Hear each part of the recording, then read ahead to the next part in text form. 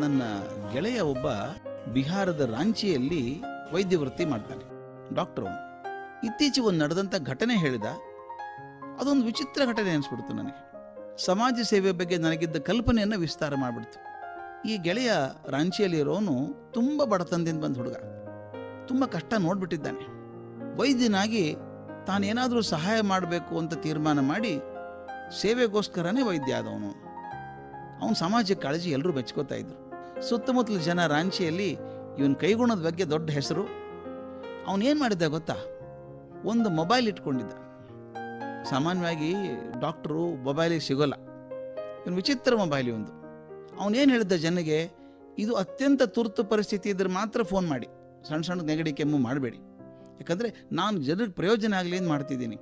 ಈ ಮೊಬೈಲ್ ನಂಬರನ್ನು ಎಲ್ಲ ಕಡೆ ಗೋಡೆ ಮೇಲೆ ಬರೆದಿದ್ರು, ಕಂಬಕ್ಕೆ ಹಚ್ಚಿದ್ದಾರೆ, ಗಿಡಗಳಿಗೆ ತೂಗು ಹಾಕಿದ್ದಾರೆ, ಯಾರು ಬೇಕಾದರೂ ಯೂಸ್ ಮಾಡಲಿ, ಆದರೆ ಸಣ್ಣ ಪುಟ್ಟದಕ್ಕೆ ಮಾಡಬೇಡಿ, ತುರ್ತು ಇದ್ರೆ ಮಾತ್ರ ಫೋನ್ ಮಾಡಿ, ಅದು ನಾನು ತಗೋತೇನೆ, ತಕ್ಷಣ ಬಂದ್ ಮಾಡ್ತೇನೆ. ಅವನು ಎಷ್ಟು ಒಳ್ಳೆಯವನಂದ್ರೆ ರೋಗಿಗಳಿಂದ ಇಷ್ಟೇ ಫೀಸ್ ಕೊಡಬೇಕು ಅಂತ ಕೇಳಲ್ಲ, ಶಕ್ತಿ ಪ್ರಕಾರ ಎಷ್ಟು ಕೊಟ್ಟರೂ ಆಯಿತು. ಕೆಲವ್ರಿಗೆ ಇವನೇ ದುಡ್ಡು ಕೊಟ್ಟು ಕಳಿಸ್ತಾರೆ ವಾಪಸ್, ಆ ಥರ ಮನುಷ್ಯ. ಒಂದು ದಿವಸ ಯಾವುದೋ ಒಂದು ಹಳ್ಳಿಗೆ ರೋಗಿಯನ್ನು ನೋಡೋಕೆ ಹೋದಾಗ ತಕ್ಷಣ ಆ ಮೊಬೈಲಿಗೆ ಫೋನ್ ಬಂತು. ತುರ್ತು ಚಿಕಿತ್ಸೆ ಮೊಬೈಲು ಅಂತ ಹೇಳಿದ್ನಲ್ಲ, ಬಂತು. ಅಂದರೆ ಏನೋ ತೊಂದರೆ ಆಗಿರಬೇಕು.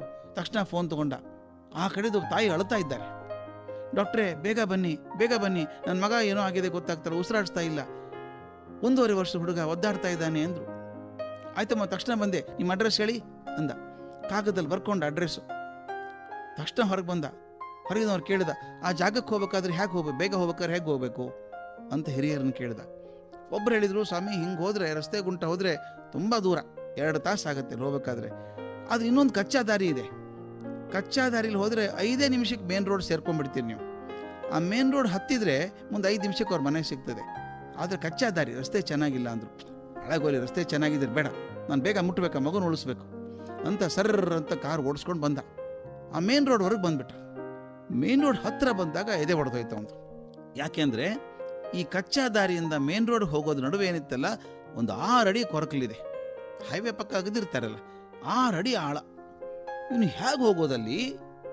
ಮತ್ತೆ ವಾಪಸ್ ಹಿಂಗೆ ಬಂದು ಹೋಗೋದಾದ್ರೆ 2 ಗಂಟೆ ಆಗ್ತದೆ. ಮಗುವಿನ ಪ್ರಾಣ ಅಪಾಯದಲ್ಲಿದೆ, ಹೇಗೆ ಪಾರು ಮಾಡೋದು ಅದನ್ನು ಅಂತ ತಲೆ ಕೆಡಿಸ್ಕೊಂಡು ಕಾರಿಂದ ಇಳ್ದ.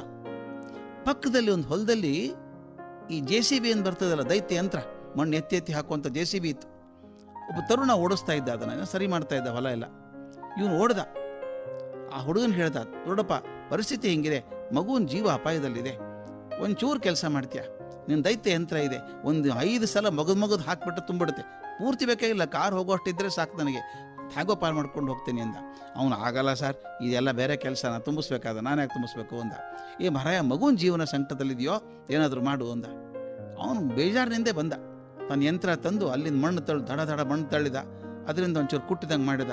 ಇವು ನಿಧಾನಕ್ಕೆ ಅದ್ಮ ಕಾರ್ ದಾಡ್ಸ್ಕೊಂಡು ಮೇನ್ ರೋಡ್ಗೆ ಹೋಗ್ಬಿಟ್ಟ, ಸರ್ರ ಅಂತ ಹೋದ. 5 ನಿಮಿಷಕ್ಕೆ ಆ ಮನೆಗೆ ಹೋದ.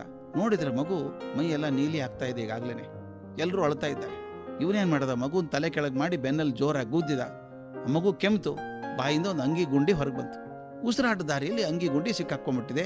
ಮಗು ಅಳೋಕೆ ಶುರು ಮಾಡ್ತು, ಪ್ರಾಣ ಉಳಿತು. ಆ ತಾಯಿ ಅವನ ಕಾಲು ಹಿಡ್ಕೊಂಡ್ಬಿಟ್ಲು, ದೇವರಾತ್ರಿ ಸ್ವಾಮಿ, ನನ್ನ ಮಗನ ಬದುಕಿಸ್ಕೊಟ್ಬಿಟ್ರಿ ಅಂತ. ಆಯ್ತಮ್ಮ, ಚೆನ್ನಾಗಿ ಮಾಡು ಅಂಥೇಳಿ ಏನು ಟ್ರೀಟ್ಮೆಂಟ್ ಕೊಡಬೇಕು ಕೊಟ್ಟು ಬಂದ. ಮುಂದೆ 2 ದಿವಸದ ಅದೇ ದಾಸ್ತೆಯಲ್ಲಿ ಹೋಗ್ತಾ ಇದ್ದೆ ಅವನು ಡಾಕ್ಟ್ರು. ಹೋಗುವಾಗ ಆ ದೈತ್ಯ ಯಂತ್ರ ಇತ್ತಲ್ಲ, JCB, ಅದು ಇನ್ನೂ ಕೆಲಸ ಆಗ್ತಾ ಇತ್ತಲ್ಲ ಹೊಲದಲ್ಲಿ. ಆ ತರುಣ ಕೆಲಸ ಮಾಡ್ತಿದ್ದ. ಇವನಂದ, ಅವತ್ತಿನ ದಿವಸ ಅವಸರದಲ್ಲಿ ಹಾಗೆ ಹೋಗ್ಬಿಟ್ಟೆ, ಒಂದು ಧನ್ಯವಾದ ಕೂಡ ಹೇಳಲಿಲ್ಲ ಅವನಿಗೆ. ಈ ಹೇಗೂ ಫ್ರೀ ಇದ್ದೀನಿ ಹೇಳಬೇಕು ಅಂತ ಕಾರ್ ನಿಲ್ಲಿಸಿ ಅವನ ಕಡೆ ಹೋದ. ಈ ವೈದ್ಯ ಇನ್ನೂ ರಸ್ತೆ ಕ್ರಾಸ್ ಮಾಡಿಲ್ಲ. ಆ ಹುಡುಗ ಇದ್ನಲ್ಲ ದೈತ್ಯ ಯಂತ್ರ ಓಡಿಸೋನು, ಅವನೇ ಓಡಿ ಬಂದ್ಬಿಟ್ಟ ಅವನ ಕಡೆಗೆ.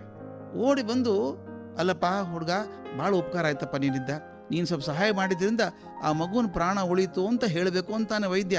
ಆದ್ರೆ ಓಡಿ ಬಂದ ತರುಣ ಇವನ ಕಾಲಿಗೆ ಬಿದ್ದು ಅಳ್ತಾನೆ ಜೋರಾಗಿ, ಸಾರ್ ನಮ್ಮ ಮನೆ ಉದ್ಧಾರ ಮಾಡಿಬಿಟ್ರಿ ಸಾರ್, ನಮ್ಮ ಮನೆ ಉಳಿಸ್ಬಿಟ್ರಿ ಸಾರ್ ಅಂತಾನೆ. ಇಲ್ಲಪ್ಪ, ನಾನು ಬೇರೆ ಮನೆಗೆ ಹೋಗಿದ್ದೆ ನನ್ನ ಮಗು ಉಳಿಸಕ್ಕೆ. ಸಾರ್, ನಿಮ್ಗೆ ಗೊತ್ತಿಲ್ಲ, ಅದು ನನ್ನ ಮಗು, ಅದು ನನಗೆ ಗೊತ್ತಿರಲಿಲ್ಲ, ನಾನು ಮೊದಲು ತುಂಬಲ್ಲ, ಬೇಡ ನನಗೆ ಬೇಕಾಗಿಲ್ಲ ಅನ್ನಲ್ಲ, ನಾನು ಹೆಂಡತಿ ಫೋನ್ ಮಾಡಿದ್ದು ನಿಮಗೆ, ನನಗೆ ಗೊತ್ತೇ ಇಲ್ಲ, ನೀನು ಇಲ್ಲಿ ಕೆಲಸ ಮಾಡ್ತಿದ್ದೀನಿ. ಒಂದು ಗಟ್ಟಿ ಕಾಲು ಹಿಡ್ಕೊಂಡು ಅಳೋಕೆ ಶುರು ಮಾಡಿದ್ದಂತೆ. ಸ್ನೇಹಿತರೆ, ದಯವಿಟ್ಟು ಗಮನಿಸಿ, ನಮಗೇನು ಪ್ರಯೋಜನ, ಯಾರಿಗೋ ಸಹಾಯ ಮಾಡೋದು ನಾವ್ಯಾಕೆ ಮಾಡಬೇಕು ಅಂತ ಅನ್ಬೇಡಿ. ಅದು ನಿಮಗೆ ಸಹಾಯ ಇದ್ರೂ ಇರಬೇಕು. ಬಹುಶಃ ನಮ್ಮ ಉದ್ಧಾರಕ್ಕಾಗಿ ದೊರೆತಂಥ ಒಂದು ಅವಕಾಶ ಕೂಡ ಆಗಿರ್ಬೋದು. ಯಾರಿಗೇ ಸಹಾಯ ಮಾಡುವ ಅವಕಾಶ ಬಂದಾಗ ನಮಗೇನು ಸಂಬಂಧ ಇಲ್ಲ ಅಂತ ಬಿಡಬೇಡಿ, ಅದು ನಿಮ್ಮ ಸಂಬಂಧಿಕರದೇ ಆಗಿರಬೇಕು.